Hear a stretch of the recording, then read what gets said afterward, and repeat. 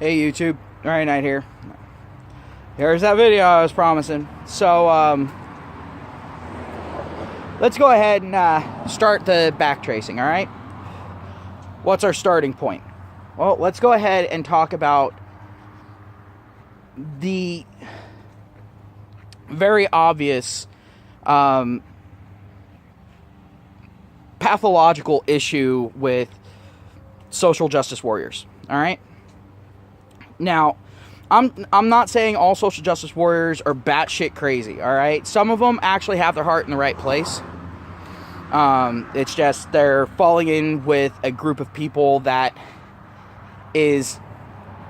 using them at that point, you know, that's perverting the cause at that point. And so, to a degree, I kind of feel bad for them, but I'm talking about the actual crazy ones, like the ones that end up going out, they're saying all men are rapists, you know, like the male feminist, you know, all men are rapists, all men are horrible to women, all men abuse women, blah, blah, blah, blah, and then they themselves end up going in for those problems. Let's go ahead and look at that. I touched on it a little bit in my previous video. If you haven't seen it, go ahead and watch it. Because I'm going to be glancing over that stuff. I'm not going to be going over Maslow's hierarchy of needs. So, here's how it goes. So you started out at the end point. Let's work our way backwards. Let's backtrack, see exactly how we got there. Where does it start? And if anyone's a smartass and says it starts at birth, you're right. But I ain't going that far.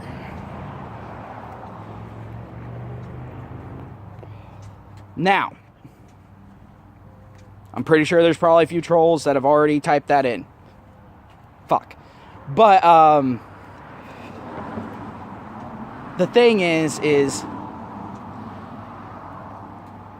they're getting there because they're wanting to pull attention. And they think that the entire world is watching them and that this will be the ultimate, you know, final nail in the coffin against their enemies, and it will prove what they're saying, and their group will take ultimate power and bestow upon them the gift of freedom that they just gave up.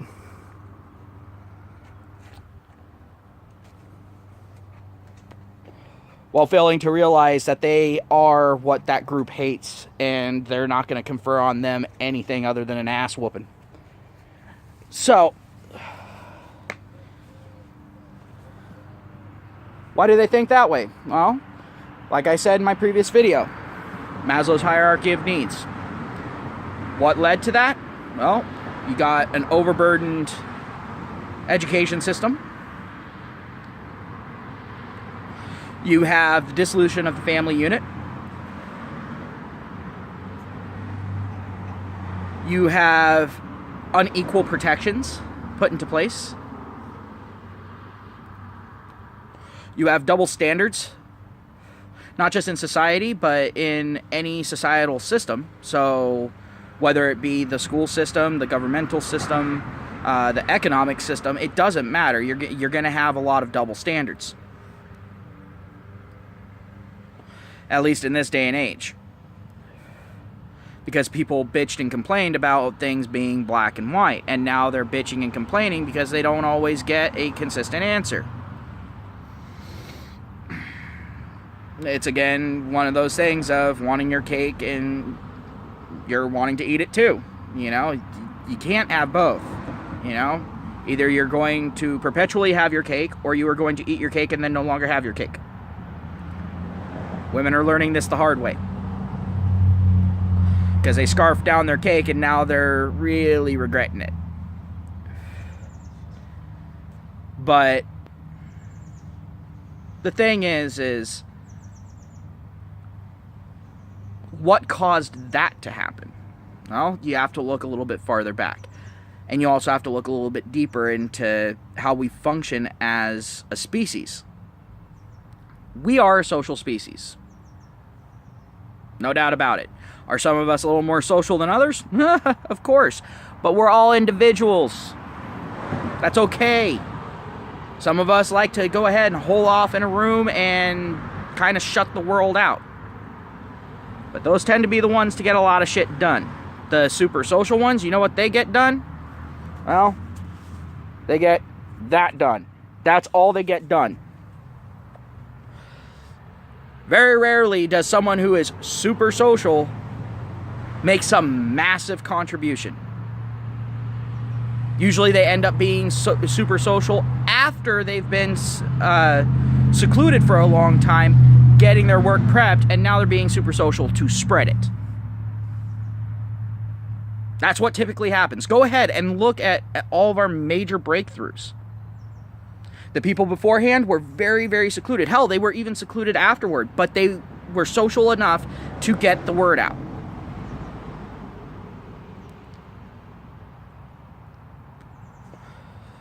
And if you're going to go ahead and question that, just go ahead and take a look.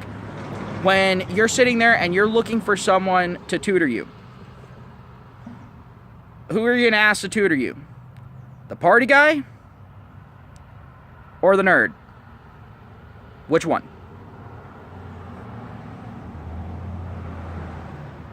Yeah, I thought so. Now,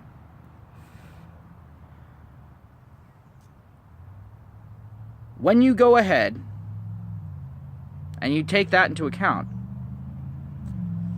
why would it be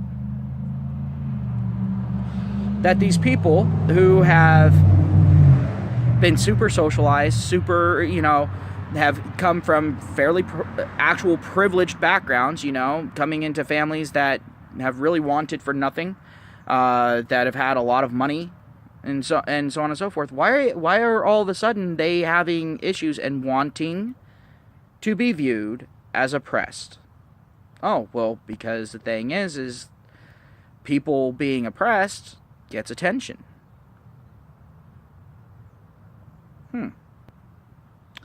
Almost like they're selfishly trying to utilize this to raise their own status.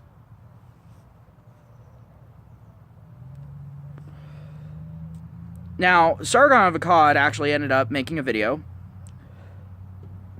about cult behavior. Well, about a book about cult behavior, and he kind of summarized the book. Very good book, by the way. I definitely recommend it. If you're curious, go to Sargon's channel. I highly recommend people go ahead and read the book. It'll give you a much better understanding. Of course, at the same time, it'll make you start feeling a little sorry for the social justice warriors. So, do keep that in mind. Might kill a little bit of your fire. But, so, back on track. What ends up causing this turn of events? What point in history did we get to the point where victimhood culture became profitable? Well, some will say the 80s. I don't see where. But you're actually looking more along the lines of the 60s, the 50s, and the 40s, hell, even the 30s. That's when all of a sudden you saw a lot of rich kids going ahead and going out and starting to hang out with the downtrodens, that sort of thing. Getting into their vices, to fit in. Because the thing is there's a saying, it's lonely at the top. It's very true. If you're at the top of the food chain constantly, no one else can match you, well, then you feel singled out. You get crushed under the weight of high expectations. Because those expectations are placed on you whether you can meet them or not. Whether you've proven that you can meet them or not. Doesn't matter. Those expectations are placed on you just because you exist. Now, I'm pretty sure a lot of us would want out of that situation. Because if you're constantly going and going and going, not with yourself being the driving force, but with what others think of you being the driving force, you're going to get burned out. It's kind of like when someone sits there and quits drugs. What's their highest chance? Them wanting to quit. Not them being forced to quit. Not the family going, oh, well, you're hurting us, you should quit for us. At that point, the family is screwing up. Because a person should never quit doing anything except for themselves. Or else they're going to go right back to it as soon as the shit hits the fan. But, so what ended up leading up to victimhood culture anyway? You know, what ended up really putting this into perspective? You know, what brought this into focus? Well, people pointing out the difference in equity. And the thing is that has been happening throughout human history. People have been trying to solve that problem throughout human history. Many different attempts have been made. But the most successful attempts have been meritocracies. In other words, when you prove what you can do, there you go. Now, I'm going to say something, and it's probably going to be controversial, but hear me out on it. Take a look at the Huns. What was their way of doing things? The strongest got, the weakest died. You keep what you kill. Well, the problem is, you know, the strongest, of course, very quickly rose to the top and ended up having advantages above the people that were already weaker. And any of the strong that came afterward had to work their way up through the ranks. Either that or be ballsy as shit. But how much infighting did you see? Not much. I mean, you would see squabbling along the lowers, trying to find their place on the low part of the totem pole, trying to inch their way up a little bit. But for the most part, they worked as a cohesive unit. Consistently. They decimated their enemies. They were a force to be reckoned with, even though they were relatively small. Entire nations feared them. China, one of the largest provinces, was terrified and built a massive wall to try to keep them out. China, with one of the largest military forces at the time, well, at least in that section of the world. China, known as a conquering force, was scared of a small group. And why was that? Because China didn't operate on meritocracy, except in their military, which came with a very large risk. China had a very caste system. So, and the thing is women at that point, yeah, you know where they were cast? Childbearers, house cleaners, homemakers, food cookers. That was pretty much it. Well, they also worked in the farms and all that. You know, they worked out in the rice paddy fields and all that sort of shit. But they weren't architects. They weren't professional artists. In fact, if a woman really wanted her art to be taken seriously, she had to find a man to go ahead and take the credit for her. That's not meritocracy. That's a caste system. And the caste system, which was much, much larger, and in many ways much more successful, was terrorized by a small, insignificant group in comparison. Because that group lived by nature's law. Survival of the fittest. So now, I want you to take a look at social justice. What are they fighting against? They claim to be fighting against oppression, but what is oppression? Well, oppression is different to different people.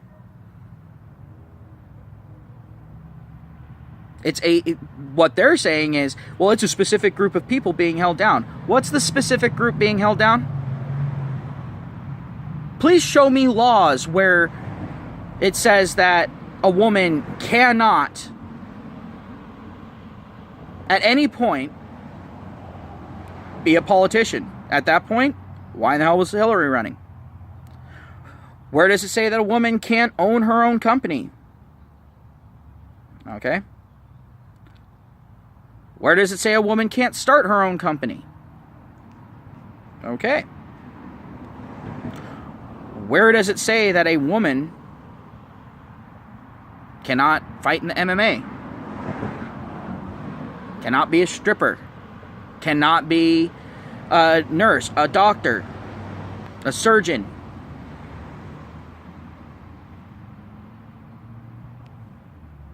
I don't see any laws saying that women can't do this. So feminists, I don't know what your problem is. Now, if you want to change social views, you can't do it by way of litigation because it just doesn't work. This has been proven time and time again. You want to go ahead and change the social views? Then you have to motivate women to change those views through their actions, through their decisions. But at that point, now you're going to sit there and be shaming people for their choices. You're going to say, oh, it's for the greater good. You can't do what you want. You need to do what we want you to do. So that way people will see that women want to do what we want them to do. Kind of an issue there, isn't it? A little bit of cognitive disconnect. Social justice in its whole. It's saying, oh, these groups are being held down. Are there groups that are being pinned down in certain parts of the world? Yes, there are. Like homosexuals in Islamic states. They can be thrown off of a building, and it's not illegal. In fact, it's usually state sanctioned. But here's the thing. In those areas, women are told what they can and cannot do. But who are you defending? Oh yes, you're defending a culture that actually does oppress women by the actual definition. And yet you're saying that the culture that has given women all of these freedoms, more freedoms than women have had throughout history, you're saying that that culture needs to go. So, what is feminism fighting for again? I want to know. Because the fact of the matter is, the vast majority of feminists that I've seen, when I talk to them and I hear their arguments, they're saying one thing, but their actions are saying another. And what is it that people always say? Oh yes, actions speak louder than words. And it doesn't matter how loud you shout those words. Your actions will always overpower them. And I love the fact that they're trying to put so much power onto words. Maybe so that way you'll start paying attention only to what someone says and not to the actions that they take. Because you can't have a meritocracy at that point. Because then someone can just say whatever the hell they want to say. Whatever's going to make them look good. Then do whatever they want to do and not be held accountable for those actions. So, a little bit of a problem there, isn't there? It's almost like feminism is afraid of actual meritocracy. Like social justice is afraid of actual meritocracy. And a lot of people sit there and look at the social justice movement and go, oh, well, it's so powerful, why even fight back? Well, let me go ahead and bring it up again. Look at the Huns. They had one of the largest nations in the world for their time, quaking in their boots at the mere mention of their name. Because they made themselves so capable by actually living in a meritocracy. The most extreme meritocracy I've ever heard of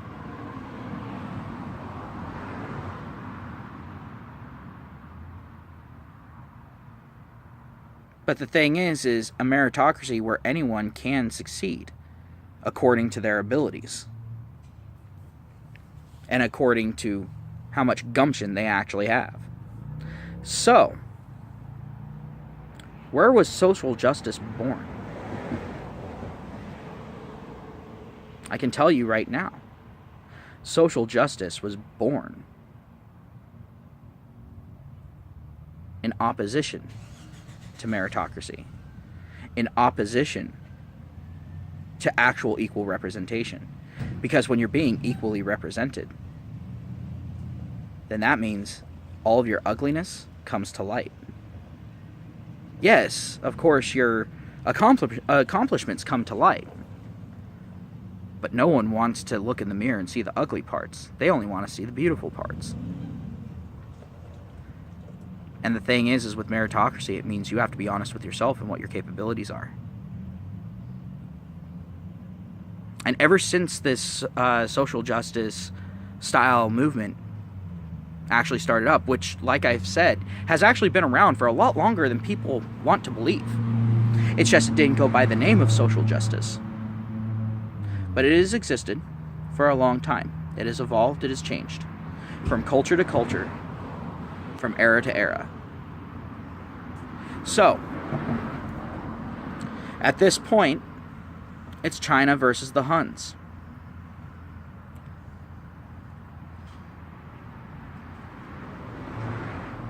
It's just right now, the only reason why China is winning is because the Huns are asleep. They aren't around.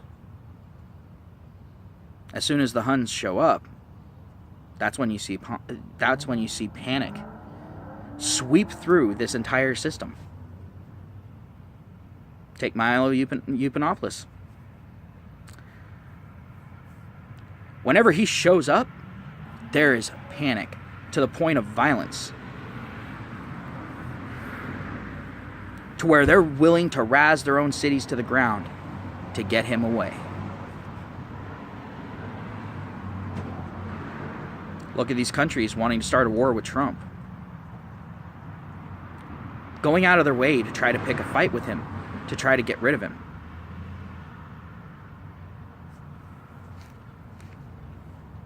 And why is that? Because these people believe in meritocracy. They don't believe in handing anyone anything.